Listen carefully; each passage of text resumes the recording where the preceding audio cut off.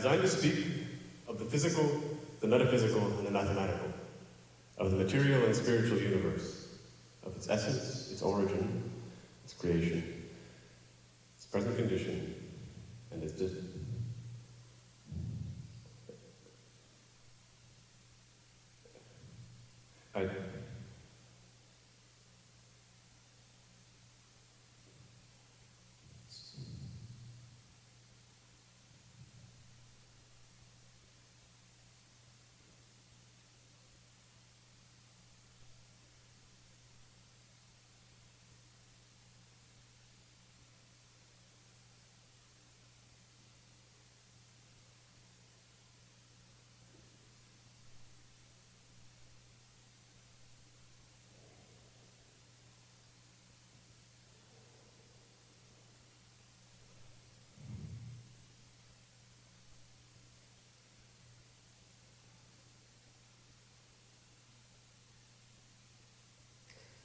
Our solar system, consisting in chief of one sun, 17 planets, certainly, and possibly a few more, revolving about at various distances and attended by 17 moons assuredly, very probably by several others, is now to be considered an example of the innumerable agglomerations that proceeded to take place throughout the universal sphere of atoms on withdrawal of divine volition.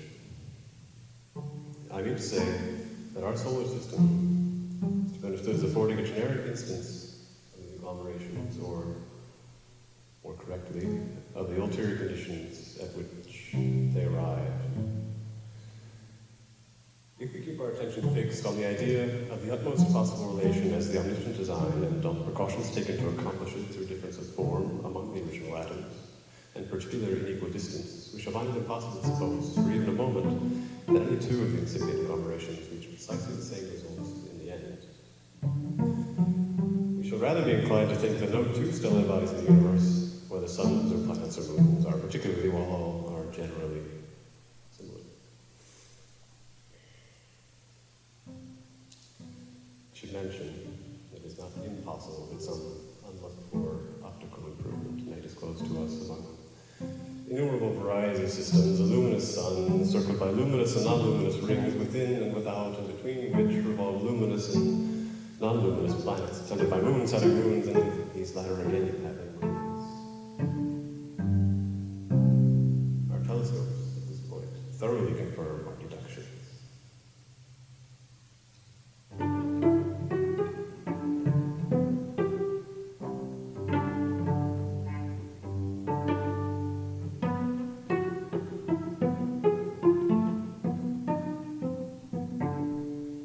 Clear not only that what is obvious to one mind may not be obvious to another, but that what is obvious at one mind at one epoch may be anything but obvious at another epoch to the same mind. It is clear, moreover, that what today is obvious even to the majority of mankind may tomorrow be to either majority more or less obvious, or in no respect obvious at all.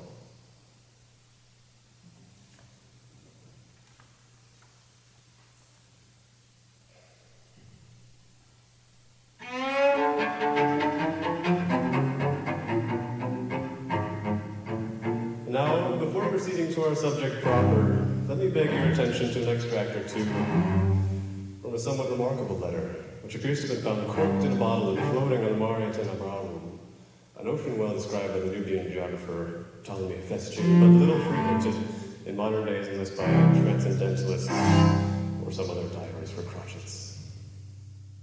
The date of this letter, I confess, surprises me even more particularly than its contents, for it seems to have been written in the year 2848. And as for the passages I'm about to transcribe, they, I fancy, will speak for themselves.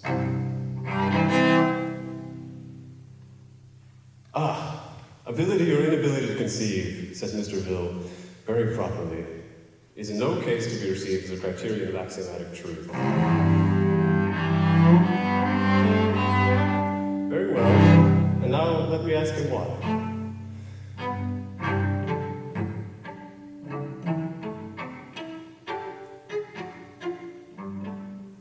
Give Mr. Mill the fairest of play.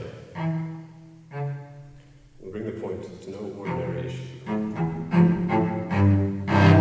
afford the logician every advantage. A tree, Mr. Mill asserts, must be either a tree or not a tree.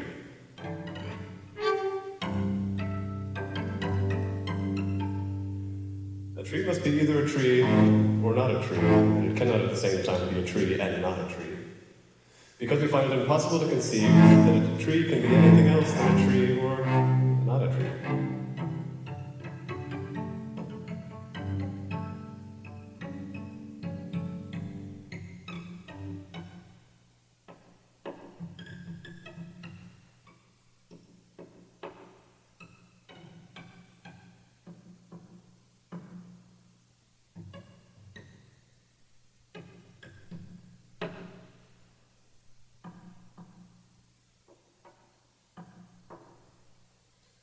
That a tree can be both a tree and not a tree is an idea which the angels or devils may entertain, and which no doubt many an earthly bedlamite or transcendentalist does.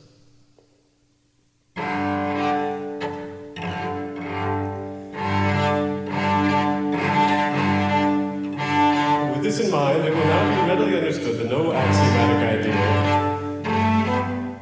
found in a fluctuating principle, obviousness of relation, can possibly be so secure, so reliable a basis for any structure erected by reason as that idea, whatever it is, wherever we can find it, or if it be practical to find it at all, which is irrelative altogether, which not only presents to the understanding no obviousness of relation, either greater or less to be considered, but subjects the intellect not in the slightest degree to the necessity of looking at any relation at all.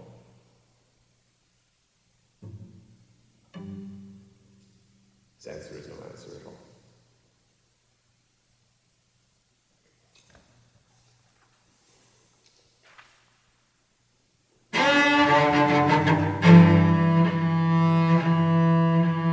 Now, a certain exertion of the diffusive power, presumed to be the divine volition, in other words, a certain force, whose measure is the quantity of matter, that is to say, the number of atoms emitted, emits by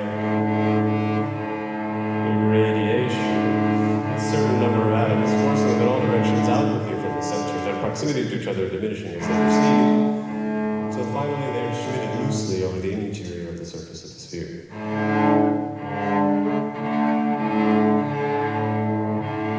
When these atoms have attained this position, or while proceeding to attain it, a second and inferior exercise of the same force, or a second and inferior exercise of the same character, emits in the same manner, that is to say, by radiation, a second such atom of atoms which proceeds to deposit itself upon the first, the number of atoms in this case, as in the former, being, of course, the measure of which the force which emitted them. In other words, the force being precisely adapted to the purpose it effects. The force and the number of atoms sent out by the force being directly proportional. When the second stratum has reached its destined position, or while approaching it, a third, still inferior force of the same force, or a third inferior force of a similar character, the number of atoms being emitted in the cases of measure of the force, proceeds to deposit a third stratum upon the second, and so on, until these concentric strata come down at length to the central point, and the diffusive matter simultaneously with the diffusive force is exhausted. We now have the sphere filled, through means of irradiation, with atoms equally diffused.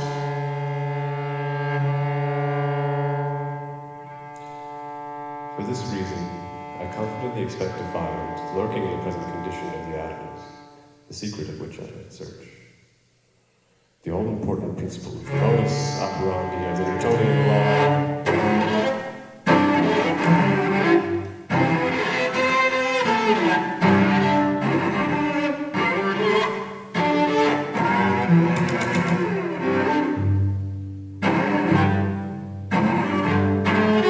Now, reaction, as far as we know anything of it, is action conversed. The general principle of gravity being, in the first place, understood as a reaction of an act, as the expression of desire on the part of matter, while existing in a state of diffusion, to return to the unity whence it was diffused.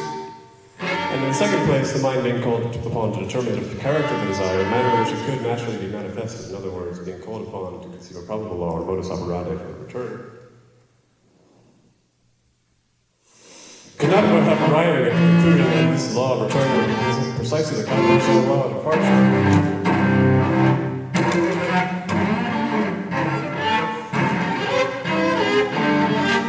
That such could be the case, anyone at least would be abundantly justified in taking for granted until such time as some person could suggest something like a plausible reason why it should not be the case, until such a period as a law of return shall be imagined. Why it should not be the case, until such a period of a law of return shall be imagined which the intellect can consider as preferable, matter than irradiated to space with a force varying as a square of distances in height, a priori, is opposed to return towards the center of radiation with a force varying inversely as the squares of the distances. And I've shown already that any principle which will explain why the animal should tend, according to any law, the general center which must be attained, and satisfactorily explaining at the same time why, according to the same law, they should not tend to each other.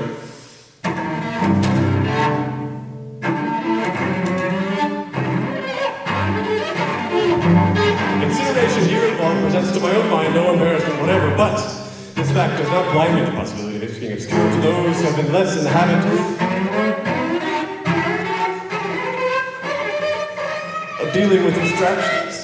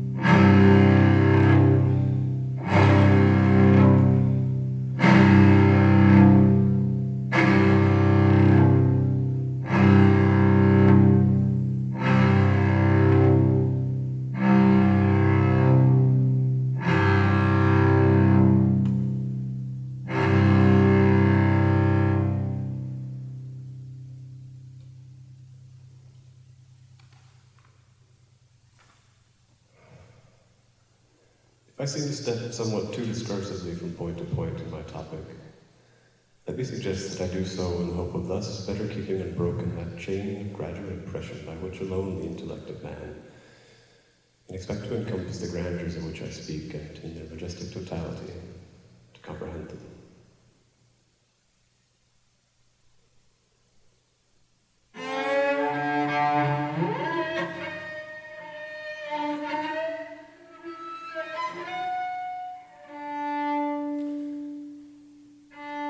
Let us begin then, at once, with that merest of words,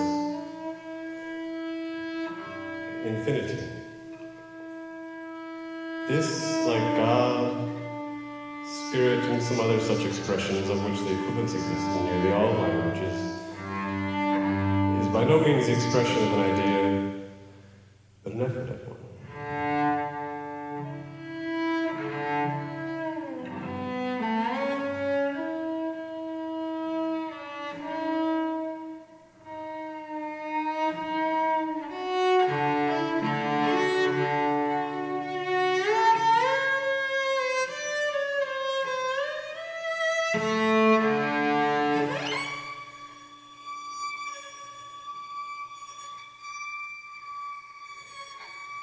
A word was needed, by means of which one human being might put themselves in relation at once with another human being.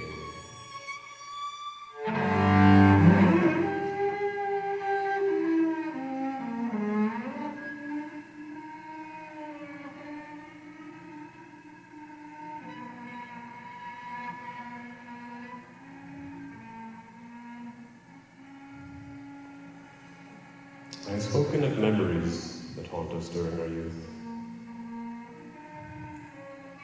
They sometimes pursue us into our adulthood. Now and then speak with us in low voices, saying,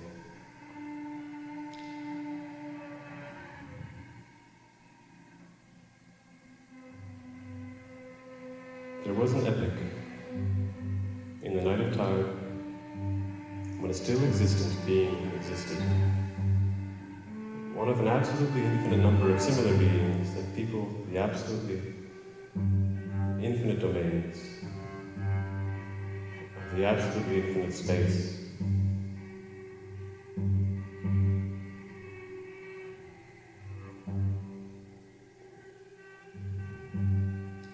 What you call the universe of stars,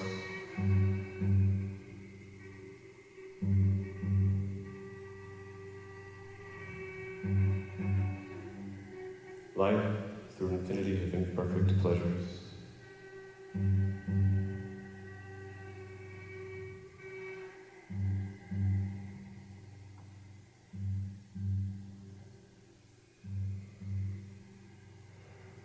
Guiding our imaginations by that omniprevalent law of laws, are we not more than justified in indulging a hope? A novel universe, in every throb of the heart divine?